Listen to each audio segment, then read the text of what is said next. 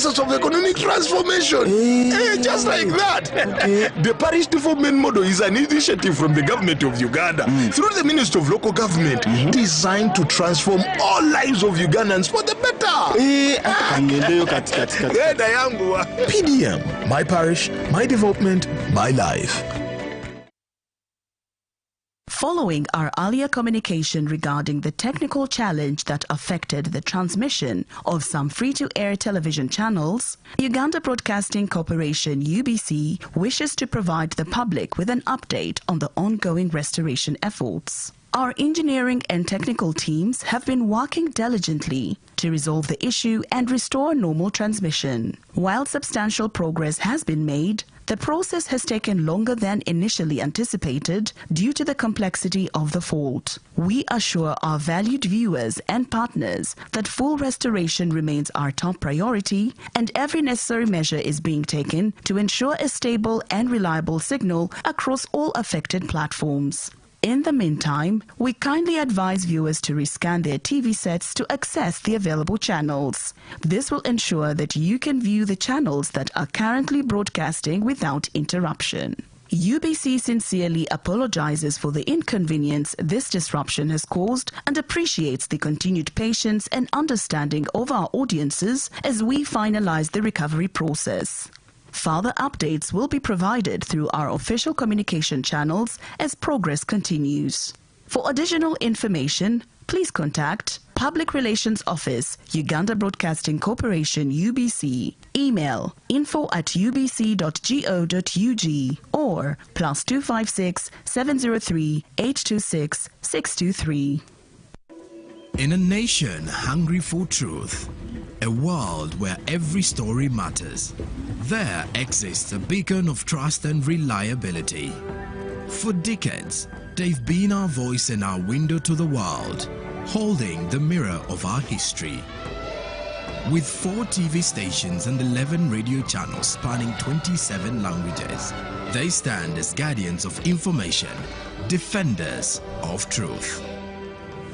With Mascari Heritage Advantage, they uphold every citizen's right to reliable and free information. Their archived stories shaped our past and illuminate our present. Yet now, as new challenges arise and the world evolves, their mission faces its greatest test yet. Be part of our journey and let's navigate the unknown, uncover the untold, and safeguard our future together. Tune into your public broadcaster, for it is the intersection of trust and truth. Because to UBC, your story, and every voice matters. UBC, inspiring Uganda. Every Wednesday, live in our studios in the heart of Kampala. We have to change the political culture in this country, really. Who has bewitched Ugandans? I want to assure you, as government, we shall do whatever it takes to ensure that. Live from UBC Studios in Kampala, this is Good Morning Uganda.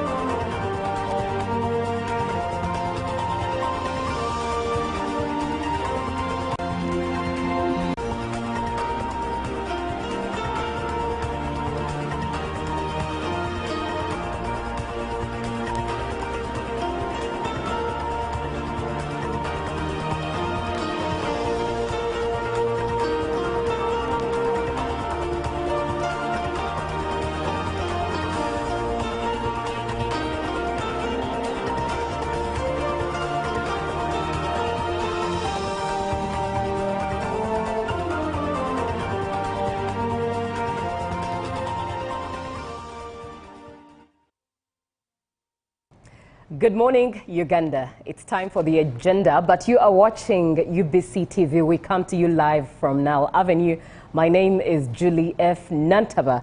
Somebody called Levi comes through and says hello. Hello to you too. Thank you so much for watching. And if you want to be part of the show, indeed, share your opinion, ask your question for this particular topic, 0709602592. Now, we're having a conversation with the NEMA, National Environment Management Authority. And today we are looking at noise pollution and its impacts on health, human health at that, as well as the environment. In studio with me is Nancy Alimadi, who is the manager in charge of environmental audits, inspections and monitoring, alongside Jennifer Kutesakwe, who is the senior environment inspector in charge of noise and noxious smell and air quality. Once again, 0709602592. Good morning, Nancy. Good morning, Julie. A pleasure having you. Thank you very much. Good morning, Jennifer. Morning, Julie. A pleasure having you. Nice having you too. Right, let's start off with describing what noise pollution is, and I'll pose this to you, Jennifer. What exactly is noise pollution? And one would wonder, noise in itself is already negative. Why do we add the word pollution on there? Yes, thank you so much, Julie, and good morning, our viewers this morning. Yeah, noise is anything that is irritating, that is harmful, that is in excess, because there can be some noise, but which is not harmful, which is bearable, which you can, withstand.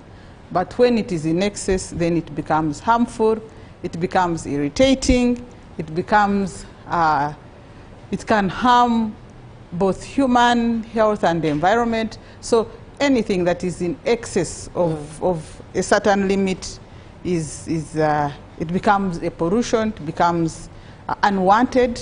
Yeah. So basically that's what noise pollution is all about.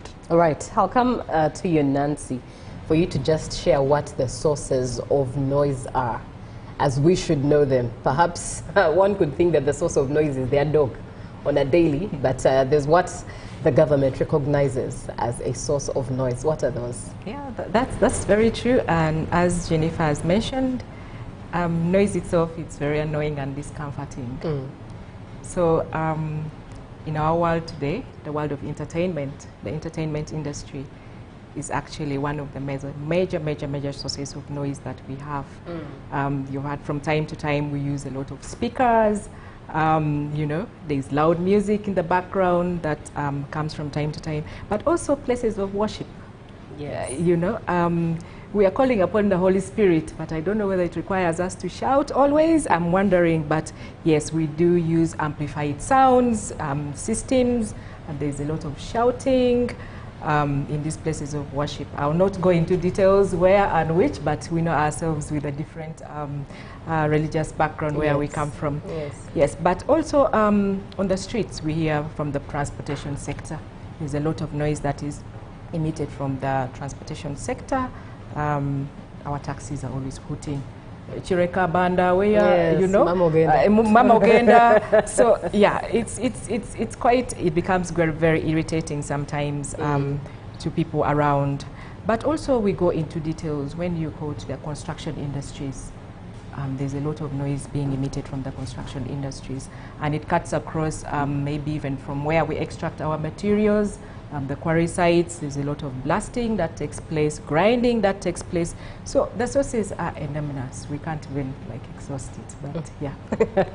As very interesting. The dogs at the background sometimes, yes. Yes, especially if it's your neighbor. Yes. And, but when you talk about noise in regards to taxis, and so with churches, many a times we find ourselves knowing that churches make a lot of noise and it's uncomfortable, and we complain about it. But then you notice that there's noise we've grown comfortable with. Yes. Now, like taxis, the hootings, the noise, Total really, engaged when they're calling their customers. It's something we have, I think, normalized and we're comfortable with, and we do not know that it's actually illegal. Speaking of things being legal and illegal, let me come to you, Jennifer, for you to share regulations. The legal framework. What does the legal framework look like when it comes to noise around us in Uganda, in the city, and in areas that we operate? Seeing as we've just learnt that even taxi men shouting and really the inconveniences that come with taxi business are illegal in itself, and many of us did not know. Share the legal framework. Yes, what that looks you. like. Yes. Thank you, Julie. It all starts from the Constitution of the Republic of Uganda, which gives us a right. All Ugandans have a right. We all have a right to live in a clean and healthy environment. So nobody has a right to deprive you of your right. Right. So we are all entitled to a clean environment, but also an environment that is free of noise, that is free of anything that is discomforting, for as long as it is in excess, for as long as it is discomfort to you, and we have verified that it is above because we have limits. So for as long as we have verified that is above the limit, then that is a pollution. So we have the Constitution of the Republic of Uganda that gives us a right. Article 39 of the Constitution gives us a right to a healthy and clean environment. And then from there we have the National Environment Act that provides for every Ugandan also to live in a healthy environment. It provides for setting up of regulations, regulations to reduce noise, sets up limits, all those things. So we have the National Environment Act that provides for all that, for the control of noise, for ensuring that Ugandans live in an environment that is not noisy. Then we also have the regulations of noise. The National Environment Noise Standards and Control Regulations that came in place in 2003. That's regulation. That is the regulation that speaks to issues of noise. It sets limits. In there are limits. We have standards beyond which facilities or people or places of worship should not exceed. So we have limits for the general environment. We have limits for an industrial area, for operations of industries. If it's an industry, it has a set limit beyond which it should not emit. The blasting activities that my colleague Nancy talked about, all those, they are all set limits for each activity. So, for example, she talked about places of worship. For me, I'll talk about the bars, the places of entertainment. So there are limits that are set under the noise regulations for regulation of noise in those areas, the places of entertainment. Right. So we expect the places of entertainment, if they are if they are happening places, they should not emit noise beyond a certain limit. Is it possible for you to just elaborate and share what is often classified by the law as uncomfortable noise, especially when it comes to churches, bars, and all these places that indeed emit noise out of them? Yes, just like I said, we have limits for the daytime, we have limits for nighttime. Because, of course, during daytime you expect some high noise because there are a number of activities that are happening. Unfortunately, for us here in Uganda, and especially in Kampala, we've conducted some noise measurements in majority of the places, and the background noise minus anybody making noise, you find it's high. Why? Because of the activities that are happening all around us. And as Africans, you see, because of the weather, most of our activities are done outside. We are not like the whites. The whites, because of the weather, they are forced to do their activities from inside. Yes. So most probably the noise they experience should be indoor probably. But for us as Africans, our activities are outside, and so we make lots of noise, and then you find the background noise is very high. So that is one thing that we have observed, and of course we have limits, and our limits takes that into consideration. We consider the fact that we are a noisy we are in an environment that is noisy. Interesting. So we have limits. For example, we have limits for daytime, like I said, and nighttime. Now, for daytime, the limits are slightly higher. For example, like for places of worship, the limits go up to 60 during daytime. But when it comes to nighttime, the limits have to be low at 45. 45 is just like the way we are in this room. You can get around 45 in this room. What are the measurements for this? They are called decibels. Decibels. Decibels. Yeah, it is the scale that is used for measuring noise. Right. So just like the way you measure in kgs, kilograms for weight, so for noise it is decibels. So we have different limits, like I was saying. So for an industry, they are very high. We expect a lot of noise in industry. So we expect the industries to provide protective wear for its workers, even if the noise is high. So those are the kind of limits that we have. Then when it comes to places like for the elderly, places like hospitals, we expect noise to be very low, up to around 35. 35 is almost dead silence. Wow. Yes. And how do you determine, especially for the elderly and older folks, how would you determine where they stay or where they are more populated to curb any limits that exceed 35? So that is an issue of planning. We expect the planners to like designate such areas. For example, like if Murago, Nakasero, those are places with the hospitals, and probably expect a lot of elderly people, sick people in those areas. So we wouldn't allow a facility that emits noise in such a place. And if it was there, then we would come in to make sure that we regulate that noise up to the bare minimum. So those are the considerations we make when we are doing our noise enforcement. We look out for such facilities, and of course it should be informed by the planners, and to enable us be able to put all those provisions, the set limits, the different set limits into consideration. Otherwise, if there is no planning done, then it becomes like it is now. Then it becomes an issue. You find bars everywhere. You find people like happening outside. You know, they don't want to be inside. They think a disco hall should be outside. They think so. It's rather interesting. You did give a highlight there of what European countries are like, or non-African countries are like.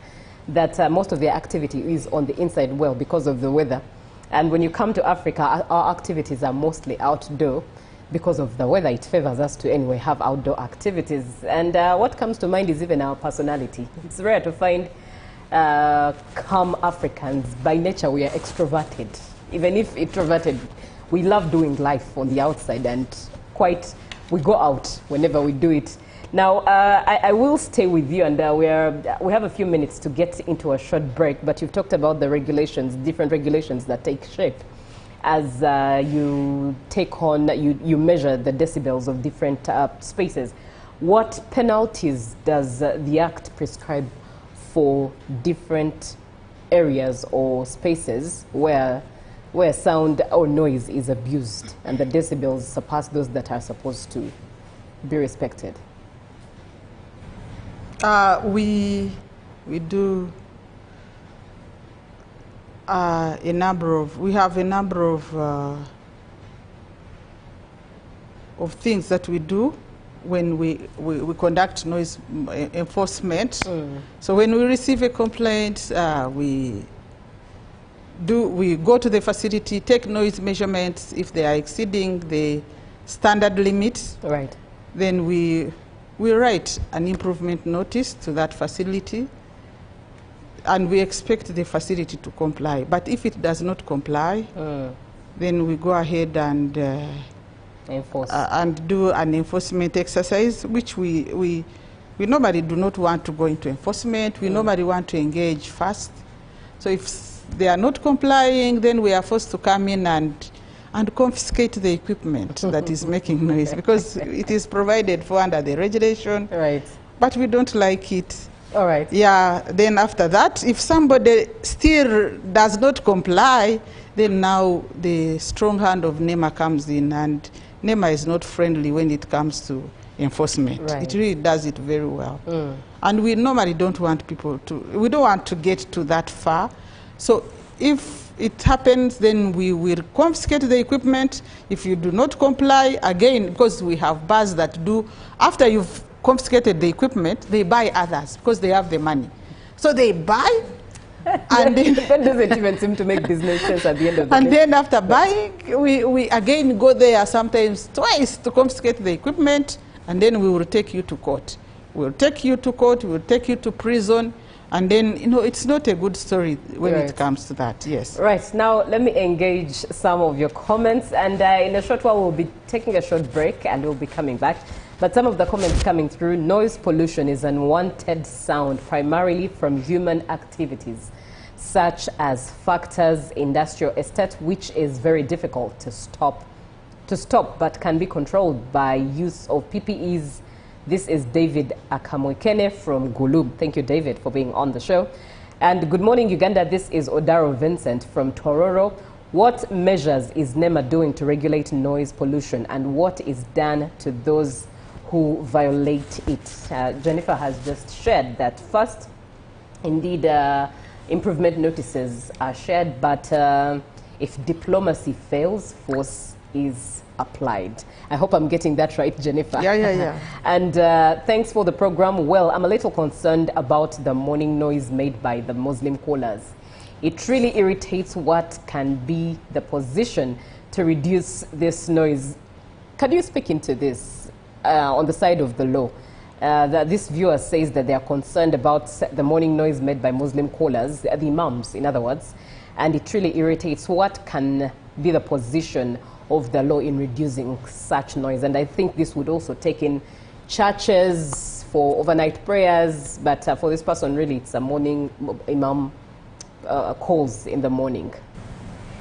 Yeah, as NEMA, we always have engagements with such imams and places of worship. But of course, that call for prayer is very short. And we have had issues, of course. He is not the first complainant. But we always engage with them. We take measurements. We wake up very early, go to such a place, take noise measurements. Then after that, we engage the mosque, the mosque administration. We talk to them about it, and most times you find it's an issue of just reducing the noise by just turning the knob, or by putting down those horns that they use, maybe reducing them to one, or maybe using a smaller horn to call the faithful people to worship. Right. So those are the engagements we always have with the imams. We've handled some of those complaints. Right. Yeah. Very interesting. Now, the issue of noise and the pollution that comes with all of that, indeed, is one that hits home for many. And indeed, I see a number of comments coming through. Keep them coming. 0709 602 592. For now, let's have a short break and we'll be right back.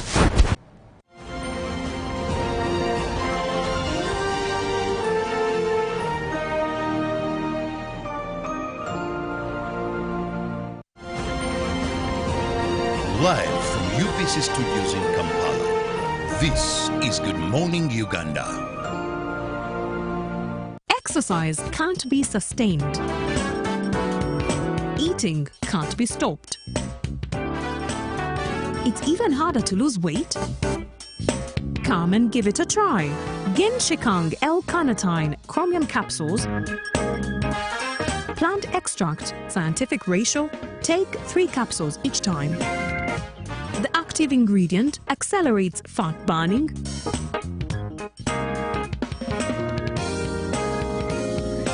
eat twice a day, don't take a detour,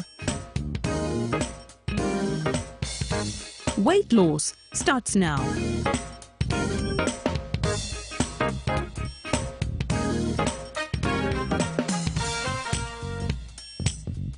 Ginshikang L-carnitine with chromium capsules helps you stay in shape. Please follow medical advice when taking this product. For more information, visit our website www.hgo.com or call 0800 335555. Live from UBC Studios in Kampala, this is Good Morning Uganda.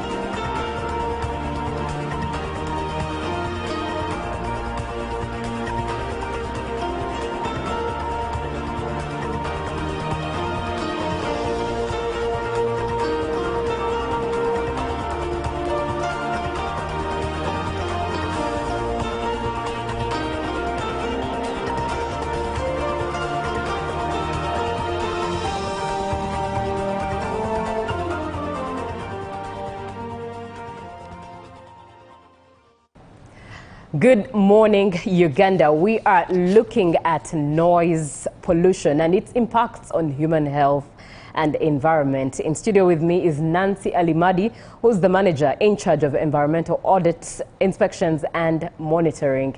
And we earlier on just heard from Jennifer Kotesakwe, who's the senior environment inspector in charge of noise and noxious smell and air quality. At the same time, 0709 602592 is the WhatsApp number that you should engage and ask your question, share your opinion or your experience at that. Now, Nancy, let's get to the impact, especially on human health. First, seeing as it's us first, right? That's very true. Human, yes. And then the environment. And then the environment. Let's look at the impacts first with human health, but of course moved into the environment. Yeah, thank you very much, Julie. And as alluded earlier on, we said noise is unwanted sound. So if something that you don't need, that means it creates some sort of irritation to you. And with irritation, sometimes you get annoyed. When you're annoyed, definitely, sometimes it leads to now stress.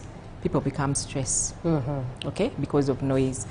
But also, when we have background noise, and especially in the nights, when people don't have sleep, yeah, you wake up when you're tired, and therefore your productivity is reduced for the entire day. So it has a prolonged impact. One, it is on your health, but eventually what you deliver. For instance, we work, you have to deliver, and so when you're irritated and you do not have enough maybe sleep, your productivity is definitely reduced. But it goes as far as giving mental disorders to people. When you don't rest, definitely your mind is not at rest, your mind is irritated, your mind is your discomfort. And then in some instances, for instance, when you are exposed to noise, say, from areas such as quarrying or industrial activities. somehow it can lead to hearing impairment, right. hearing losses. We've had cases reported because of noise. Somebody is now can't hear because probably their eardrums have been damaged because of exposure to noise. But also when we look at the youngsters that we have, the issue of cognitive development in children. Once children are exposed to noise, then definitely their developments are also impacted upon. So it releases some sort of stress hormones in us, and when you have such hormones scientifically, then definitely you start now having underlying issues like blood pressure will come in. So the impact, it starts slow, but it keeps on increasing. It is eventually big. That is how much noise can impact on us. And that's a lot of money. Yes, and that is it has economic impact eventually. Then because you have to spend on treatment, because you have so many things come in because of noise. Some of these things we tend to look at as normal. We tend to normalize at that. But yes, the impact in the long run ultimately will cost the economy of the nation. Definitely. Because I think for me, my highlight today has been taxi totters. We take it for, we never even care. We don't know that it's not normal. Yeah. Good morning, Madam. This is Eric Exet from Zambia. Mulibwanje. I think that program is more powerful because it also tackles the health part by preventing deafness. Thank you so much for the show, indeed, as Nancy has expressed. Buhinga, thank you, NEMA and UBC, for the show on control of noise pollution in Fort Portal Tourism City. Bulingame Stadium is next to Fort Portal Tourism City, and almost every weekend there is a promotion, a show, or a crusade with loud noise trans-night patients. Rather, with loud noise, patients are not considered. What can NEMA do for such a situation to protect the vulnerable patients and the city authorities on the stadium at that? This is Buhinga. Okay, you meant Buhinga, not Bulingame. Yeah, it's Buhinga Stadium that he is referring to. This is Kasaija Stephen who shares this. And at that, I will ask, what practical steps should communities or individuals, should one take that is affected by this noise? What practical steps should they take if they're experiencing noise pollution while maybe reporting to authorities or even dealing with their neighbor who's causing this noise pollution? What are those practical steps? Thank you, Julie. First of all, matters of environment concerns are decentralized. So all our local leaders that we have are really accountable to us. Okay? But also taking step by step, I have mentioned the local leaders that we have, that is right from the local councils that we have in place. So we can report such cases, but also complaints. NEMA do receive complaints. We do receive complaints through the emails that we have, info@nema.go.ug. We have a toll-free line that is operational 24 hours if it's for the case of NEMA. But as I said, the first contact that we have usually are our local leaders, the LC1s. We have the police in place, but we also have the different environment officers who handle these cases from at that level. At the regions, NEMA, we do have regional offices you would want to reach out to. We have the regional offices in Mbale for the eastern region. We have in the north, we have in Lira, in Albertine Graben, where I think the comment is coming from. This one is actually coming from Fort Portal. Yes, Fort Portal City. Yes, we have an office which is in Masindi that cuts across up to Fort Portal. But also within Fort Portal, we have the environment officers who handle the issues of noise from time to time. And then in the south, we have our offices in Mbarara. So just in case we cannot handle it from the local levels, then we have these offices available. And we have spoken to the different measures. We offer what we call compliance assistance. From compliance assistance, there are different measures that can be done. Buffering is one of them. depending on the location where noise is being emitted from, we can buffer such areas and ensure that noise is contained within. But also there are different available technologies now that we encourage people to adopt. Right. The speakers now, you know, it has to be regulated in such a way that it is acceptable. But also operating hours, we do encourage that. For instance, those shows, from time to time we provide limits to those shows, timing. Yes. If it starts maybe from 6, then at maximum by midnight it should be closed to allow people to rest. You get, yeah. So those are some of the things. At worst, if it is say it is an industrial setting where maybe it is very hard to regulate, then we encourage the use of protective wear such as the earmuffs to protect people from noise. And these are some of the practical measures that we go. Yeah. Right. And you've talked about some of the innovations that come through.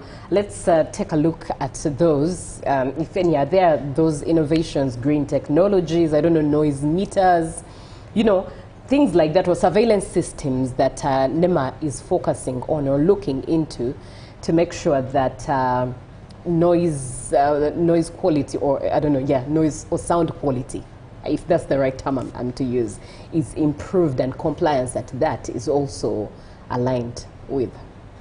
Of course, the first recipient is you and me. So the irritation impacts on you and me. Right. The source is us also to identify the different sources, as we've already spoken to. But of course, there are technologies that have come in place that help us now to measure the limits of noise, if it is to the excess or not. And this is, we have the noise meters that can be installed into places of, we talked of the places of worship, places of entertainment. Some are inhaled, some can be installed. So it gives us the different measures under which we can regulate. For instance, we say at night, at least in certain places, noise should be as calm as 35 decibels to allow people to rest. But say, for instance, in industries, we allow a maximum level of 85 decibels. That is at maximum. If it goes beyond, then we should find measures of how to regulate it, such as we have talked to buffering. When we are approving areas, say quarry areas, for instance, we do provide for what we call the buffer zones. You know, we don't encourage people to settle in such circumferences, say maybe the 500 meters or the 2 kilometers buffer zone, so that they are not impacted upon directly. You get. So all those are measures that are put in place, the practical measures that we put in place, and we ensure that as development takes place, our health is also impacted on, and it is done in a sustainable way. Right. Yes. And when you talk about noise meters, that means it sounds like that at the point of someone starting up maybe their church or their bar, some of the requirements they are asked of is having those noise meters in place to monitor, right? Is that one of the requirements?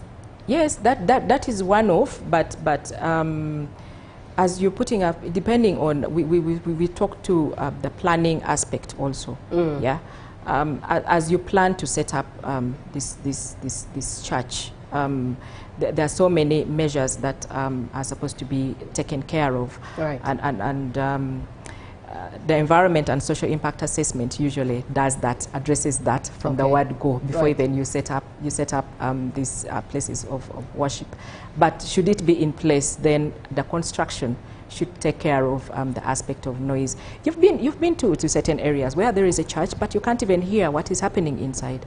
And because now they've improvised maybe for the buffering, they ensure that it is noise proofed. Actually, you can put noise proofing mechanisms while you're doing the construction, right from the construction stages. By the time even before you bring in what the noise meter can do, because the noise meter may not regulate, it just measures and tells you, okay, there's high noise here or there's low noise here. Oh, yes, but we have to put in the practical measures or the practical mechanisms that should eliminate or reduce or ensure that noise is at a minimal level, an acceptable level, for instance. Yeah. Right. Yeah. 0709602592. It's the number that you should engage. We are looking at noise pollution and its impacts on health and the environment. And we are going to the environment in just a bit, but let me read some of the comments that are coming through.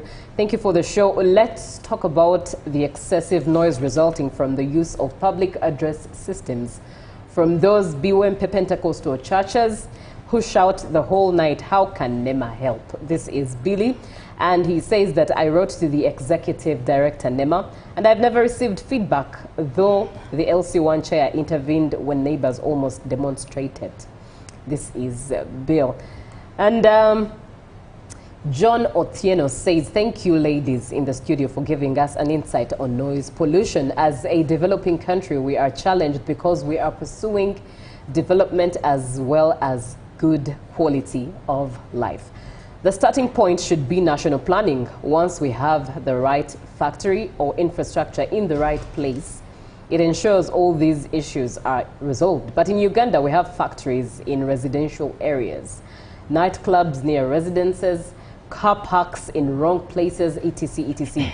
All these contributing to noise. Let's do planning and enforce. This is John Otieno from Namugongo. Let NEMA people concentrate on encroachment on wetlands more than noise pollution. What would you answer to Andrew Kaweka, who has this point of view, focus on encroachment and not on noise pollution?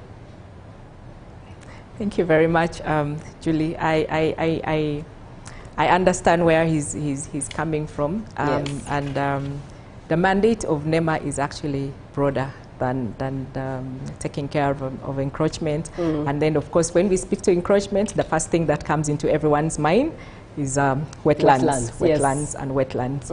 But we work with the ministries, departments, and different agencies to ensure that the issue of encroachment is addressed. I know where he's leading, but particularly wetlands. We do have under our ministry, we have an entire department for wetlands, but NEMA comes in from time to time to ensure that we address issues of encroachment. We have the enforcement arm that is supporting really addressing issue of encroachment.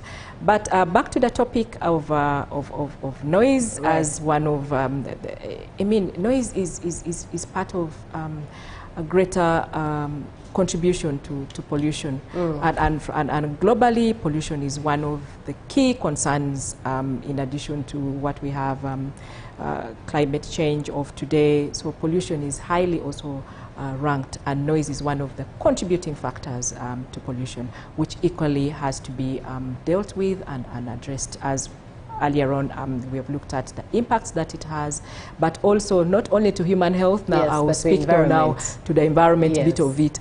We have had cases where people come announcing how my goats have refused to give birth because of there is a quarry that has been set up next to me. So it goes as deep as the biology can speak to it. People are complaining that chickens have failed to lay eggs because there's probably background noise that cannot allow them to. Yes. Yeah, but that is now to like downstream. The detail, yes. Yeah, the details. But when we look at the ecosystem settings, where there is noise, definitely the habitats are affected accordingly. And science has it that the reproduction of animals is also being affected where you have noise. We have had developments that take place in sensitive areas such as the parks. And one of the main factors that we really have to address is the aspect of noise, so that then we do not have to impact on the other sector of, say, the ecosystem or the tourism industry. Animals have a communication. For them, they make, I will not call it noise, for theirs is sound. They communicate. And that is maybe calling for mating and stuff like that. But when there is background noise, then maybe the other partner will not concentrate, and the other partners, and therefore that can also impact on the population of the wildlife that we have there. So that is how deep noise can be.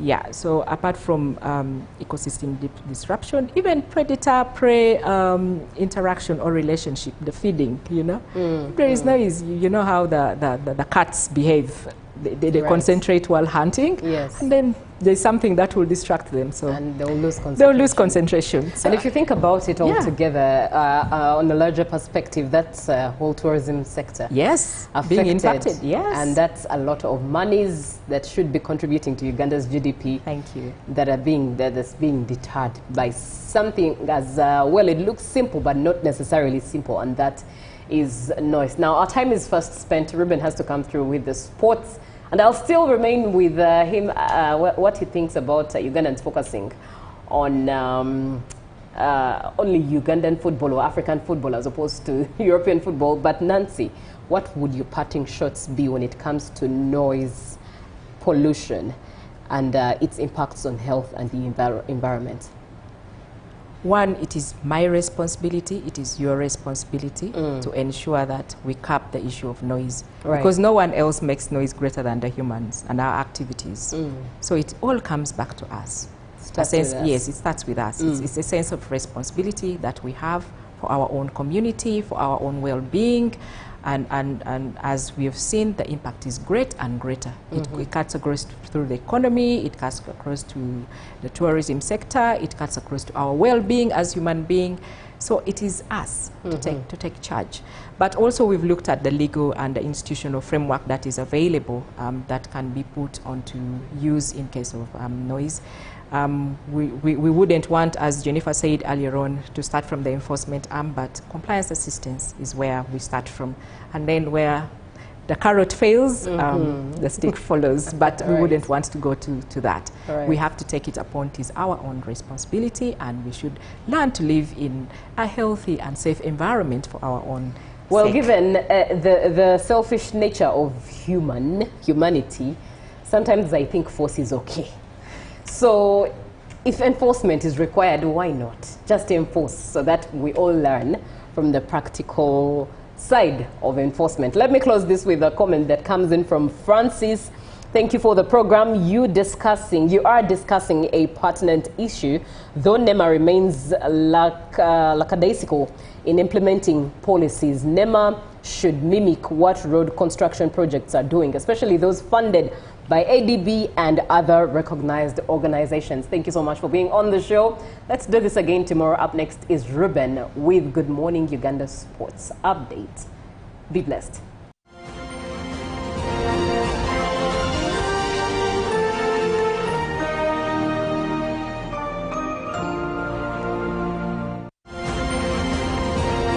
Live from UBC Studios in Kampala, this is Good Morning Uganda. These elections matter, and so does how you hear about them. That's why I'm here every night on UBC News Tonight to give you the whole picture and not just the headlines. We report with context, with care, and with commitment, because you deserve the truth. Calmly delivered, clearly explained.